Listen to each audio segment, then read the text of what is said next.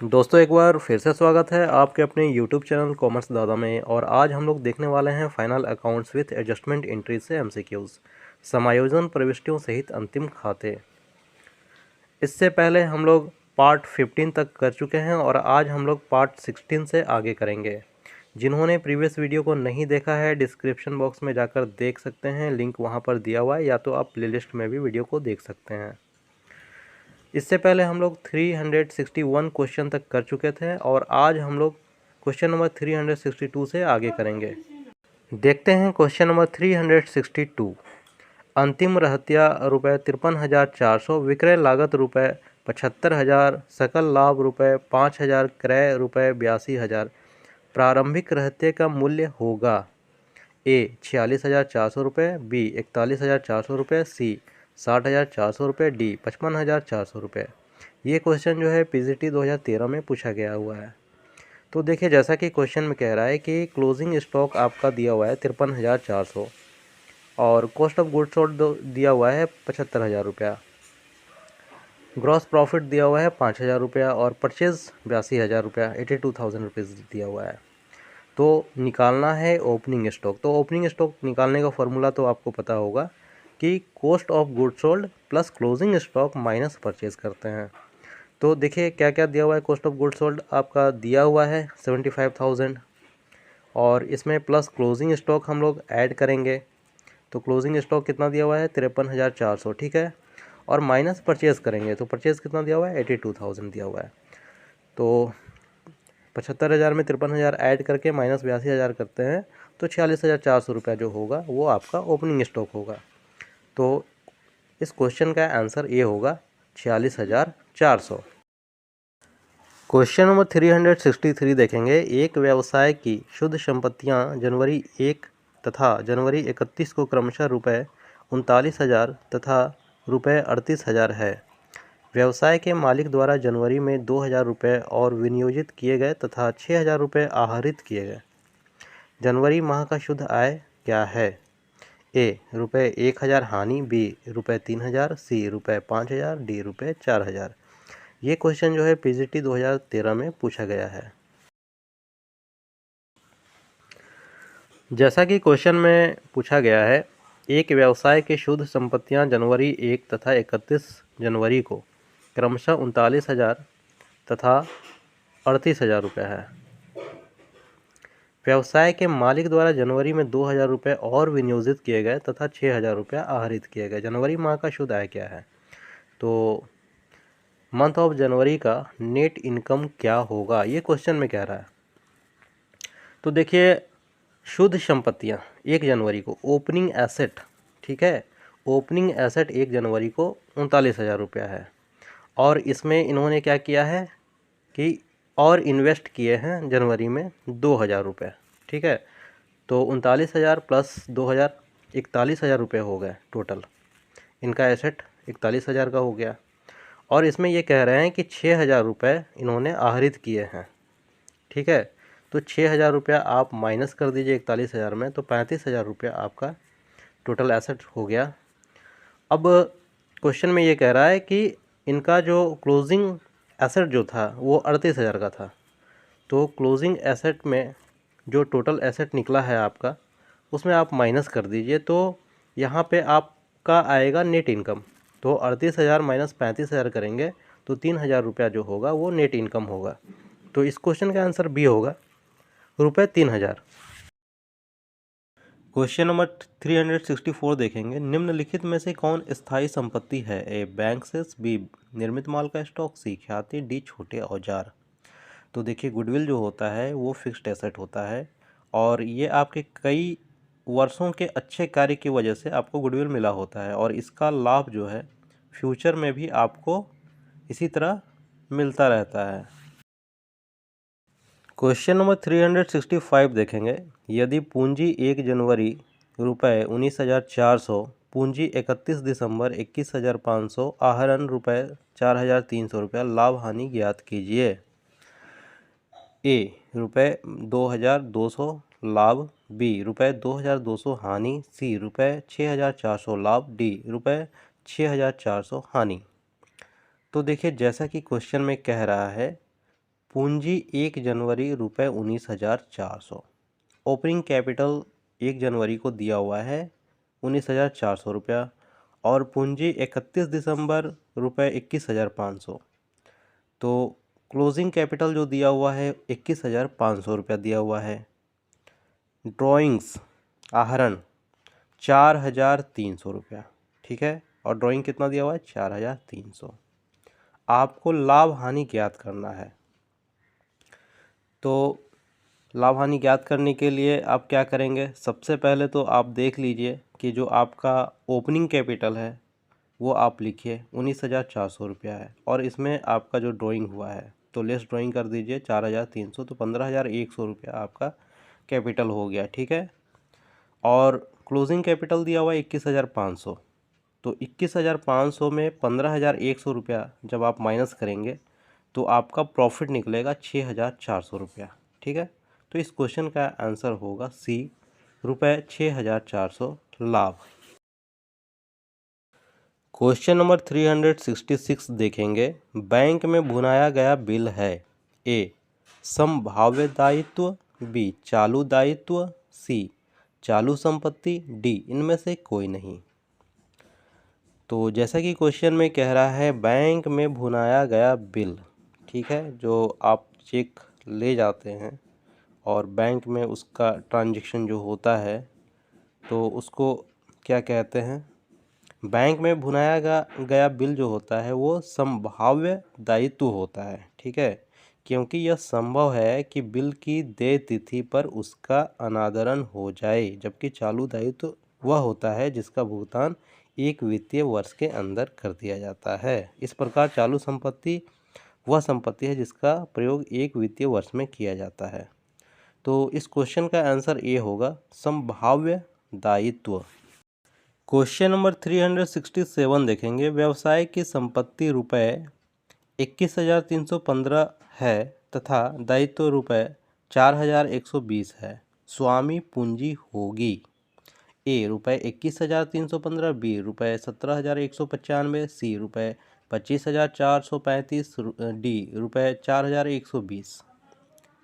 तो जैसा कि क्वेश्चन में कह रहा है कि व्यवसाय की संपत्ति 21,315 रुपया है और लायबिलिटी जो है 4,120 रुपया है।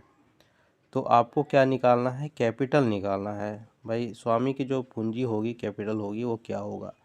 तो हम लोगों को पता है कि assets is equal to capital plus liabilities होता है, ठीक है। तो एसेट्स जो आपका है वो दिया हुआ है, एसेट्स कितना दिया हुआ है 21,315 दिया हुआ है और लायबिलिटी भी आपका दिया हुआ 4,120, ठीक है। तो कैपिटल इज इक्वल टू हम करेंगे क्या, एसेट्स माइनस लायबिलिटीज़, ठीक है। तो एसेट आपका 21,315 और लायबिलिटी आपका 4,120, तो आपका 17,195 रुपया जो निकलेगा वो आपका कैपिटल निकलेगा। तो इस क्वेश्चन का आंसर बी होगा रुपये 17,195 रुपया। क्वेश्चन नंबर 368 देखेंगे। दिया है जनवरी 1, 31 दिसंबर। संपत्ति 30,000, दायित्व 13,000, पूंजी 16,500, स्वामी द्वारा वर्ष में आहरण रुपये 4,000। जनवरी 1 को पूंजी है ए रुपये 12,500, बी रुपये 16,500, सी रुपये 17,000, डी रुपये 43,000। तो देखिए कि जैसा कि क्वेश्चन में दिया हुआ है कि जनवरी 1 को एसेट है, यानी ओपनिंग एसेट और लायबिलिटी आपका दिया हुआ है 30,000, 13,000 और क्लोजिंग कैपिटल आपका दिया हुआ है 16,500 और ड्राइंग दिया हुआ है 4,000। तो इसमें आपको क्या करना है, ओपनिंग कैपिटल निकालना है। तो ओपनिंग कैपिटल निकालने के लिए आपको पता है ना क्या करना होता है, assets is equal to liability plus capital हम लोग करते हैं। तो देखिए यहाँ पे आपका क्या है कि एसेट दिया हुआ है, एसेट 30,000 दिया हुआ है और लायबिलिटी आपका 13,000 दिया हुआ है और हम लोग को क्या निकालना है, कैपिटल निकालना है, ठीक है। तो 30,000 माइनस 13,000 आप करेंगे तो 17,000 रुपया जो आपका आएगा वो कैपिटल निकलेगा। वो कौन सा कैपिटल निकलेगा, ओपनिंग कैपिटल निकलेगा, क्योंकि यहाँ पे देखिए क्लोजिंग कैपिटल तो दिया हुआ है, ओपनिंग कैपिटल नहीं था।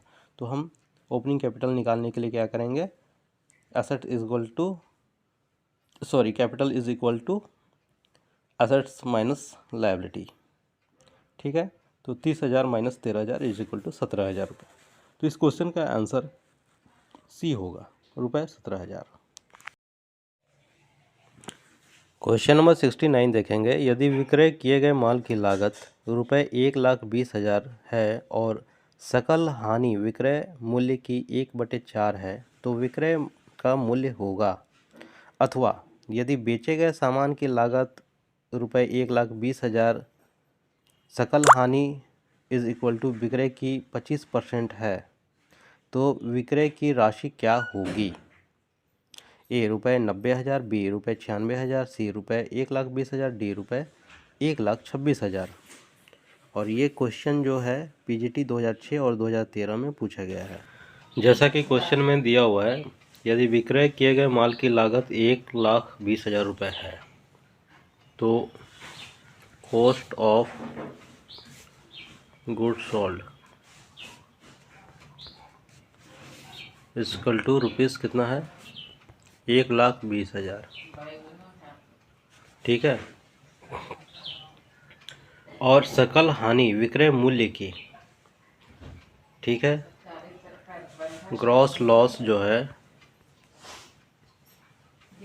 विक्रय मूल्य का, ठीक है, सेल्स वैल्यू का, सेल्स का 1/4 है।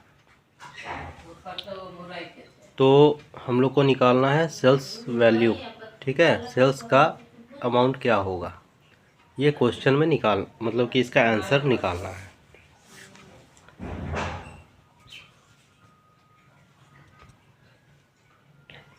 तो देखिए सेल्स इक्वल टू क्या होता है, कॉस्ट प्लस प्रॉफिट,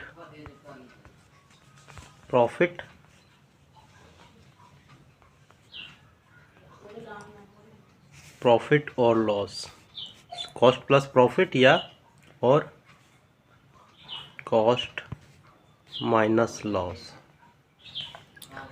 यही होता है ना। ठीक है। तो यहाँ पे कह रहा है कि लॉस हुआ है, लॉस कितने का, सेल्स का 1/4 है। तो हम लोग मान लेते हैं कि सेल्स जो है, सेल्स इक्वल टू 100 है। ठीक है। तो 100 का 1/4 जो है लॉस हुआ है ना, तो 25 रुपये का लॉस हो गया। ठीक है।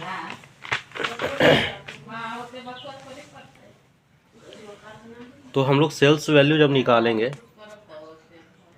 सेल्स वैल्यू निकालेंगे तो देखते हैं सेल्स वैल्यू का कॉस्ट कितना था, 1,20,000 और 25 रुपये का नुकसान हो गया। ठीक है। टोटल सेल कितने का था, 125 का था।